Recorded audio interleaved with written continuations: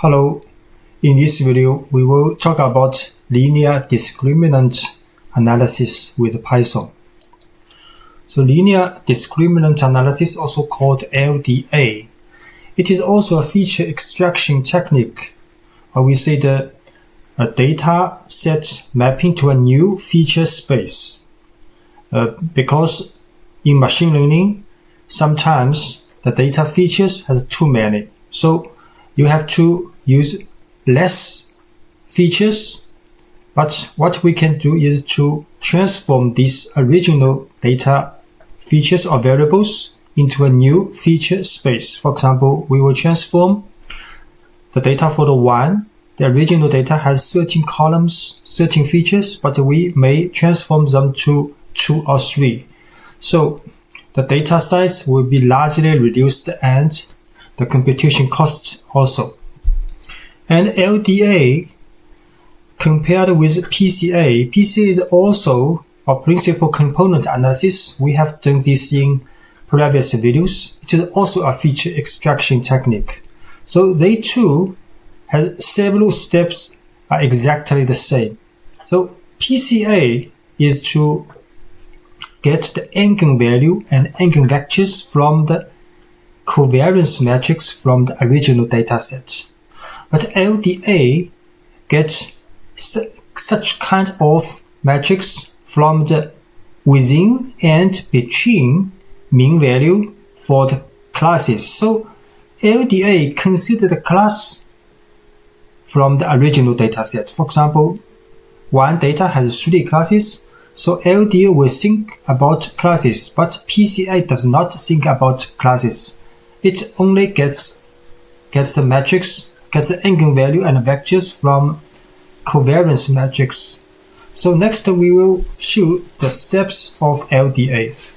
So first, usually standardize the d-dimensional dataset. Here D is the original dataset's number of features.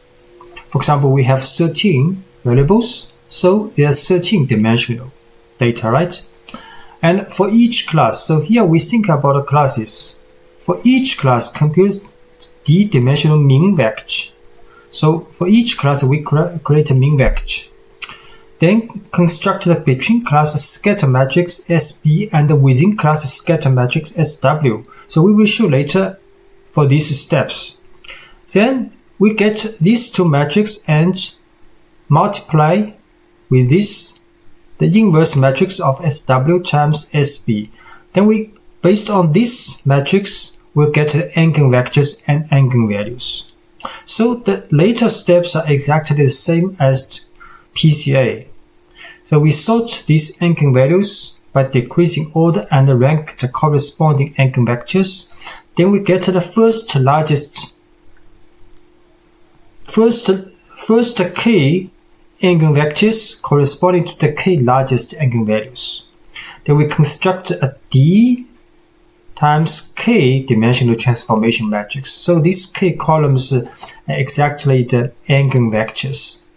So this is in principal component analysis, we call this principal component, first, second. So these steps are same. Then we get this matrix W and you then multiply the original dataset with this W, we will get the new feature data. So next we will show in detail the mathematical steps, the several first steps of LDA. So this is the mean feature value from the example from the classes I. So for each class I, we get a mean vector. So here mean vector is actually for each class, for example, class 1, so M1, it is actually a vector with 13 elements, because each element represents the mean value for this feature.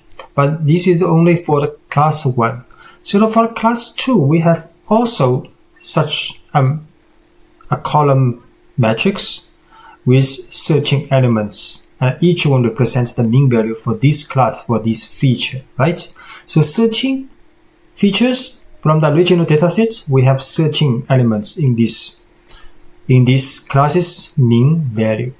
So these are called mean vectors. Then we can calculate the scatter matrix within class. So within class scatter matrix is SW. It's actually like a covariance matrix, but we does not divided by n or divided by n minus 1 here. So here, this is the feature value minus its mean value, but here only for the class. So SI is for the class, S1 for class 1, S2 for class 2, and so on. So for example, for this class, we just use these features in this class minus this mean value in this class. So the result will be a d-dimensional square matrix, right? For each classes. So for the between class scatter matrix, is just use ni for each class's sample size times. So this is the mean vectors we calculated in the previous page minus the grand mean vector. So the result will be also a d times d dimension matrix, a square matrix. So we got these two, sorry.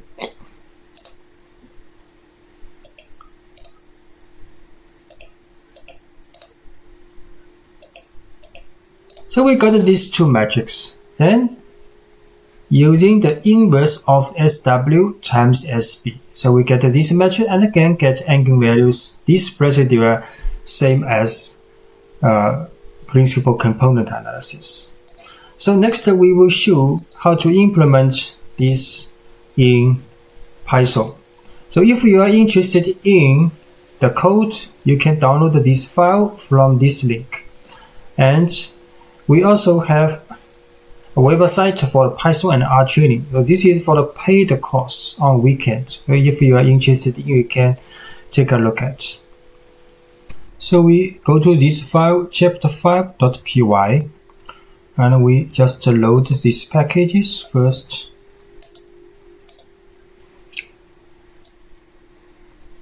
Okay, skip several parts of the code because this file only one part of 3 is for LDA. So we load this data, one data from this link, and set the column name.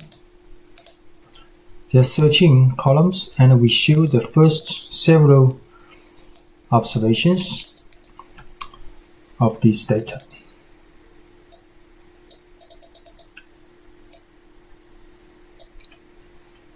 We create X and Y data frame for this dataset using iLocation function.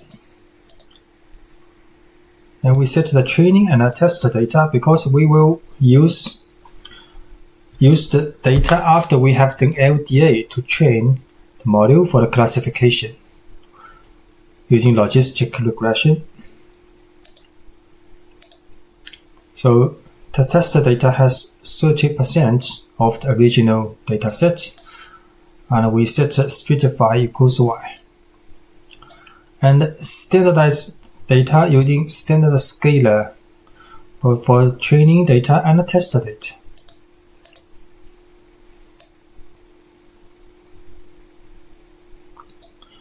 So next we will not run this code because this is only for the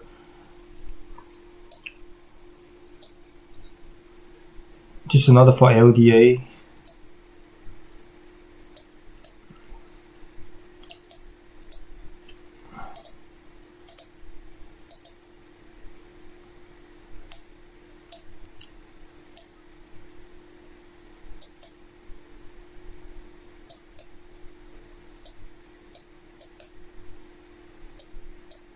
Because this part is for the principal component PCA.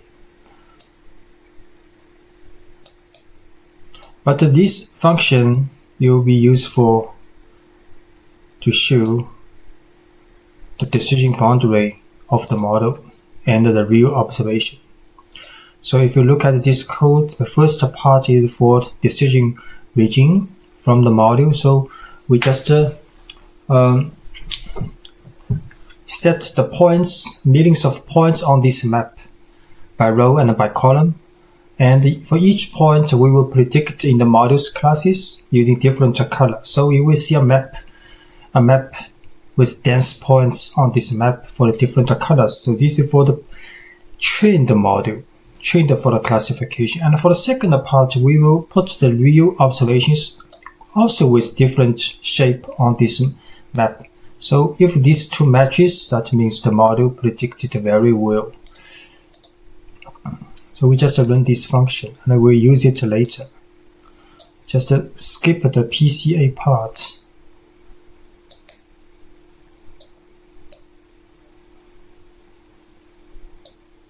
So we come here, supervise the data compression via linear discriminant analysis. Yeah, we just set the option 4. So we create a min vector list, empty list for the min vector. Then for each classes, we will create a min vector. Then for the D dimension and SW within class scatter matrix, we will set its initial value with 0, and we'll create this within class matrix.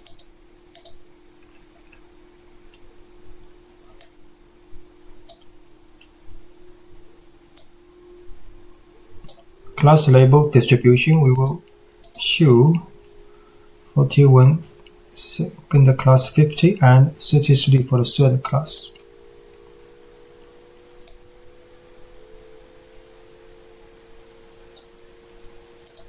In this code, and we create a mean overall matrix.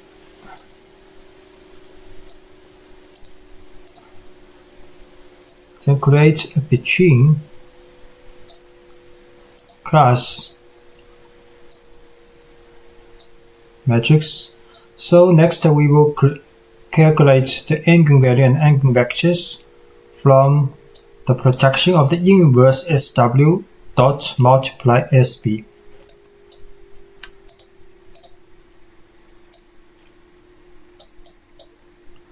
So eigenpower will combine eigenvalue and eigenvector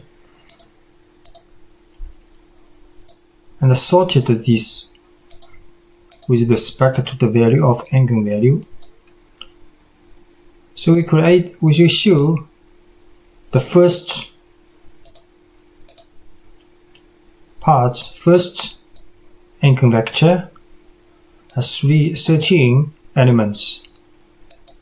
And actually for the LDA, this is the 13 eigenvalues, most of them are 0.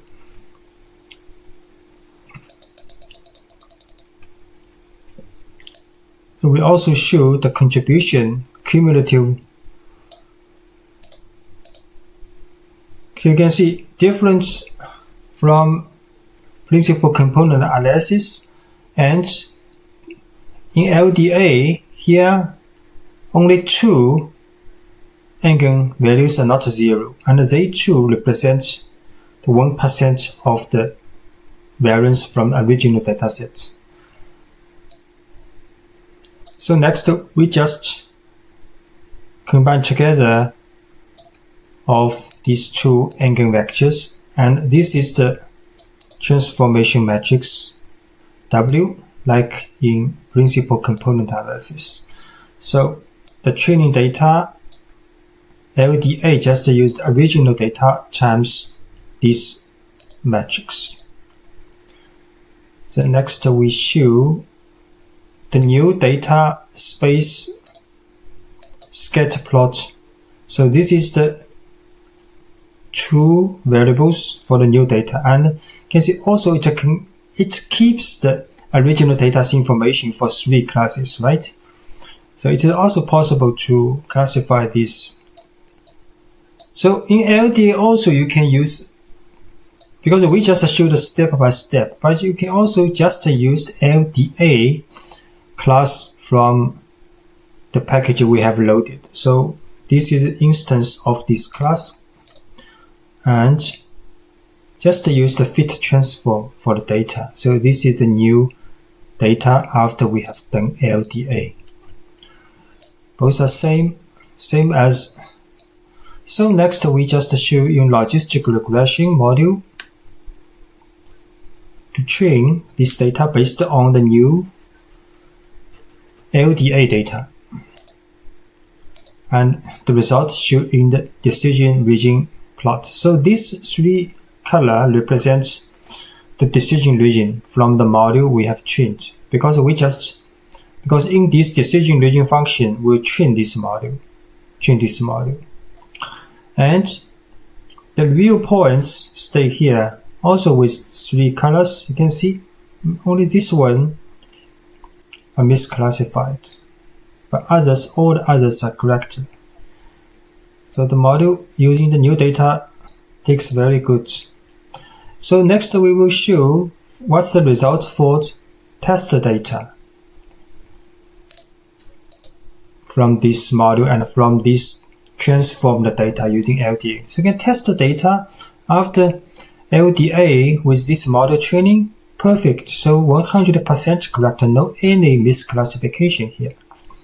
So this video we have just showed the basics of LDA and using the transformed data with LDA to train a model using logistic regression.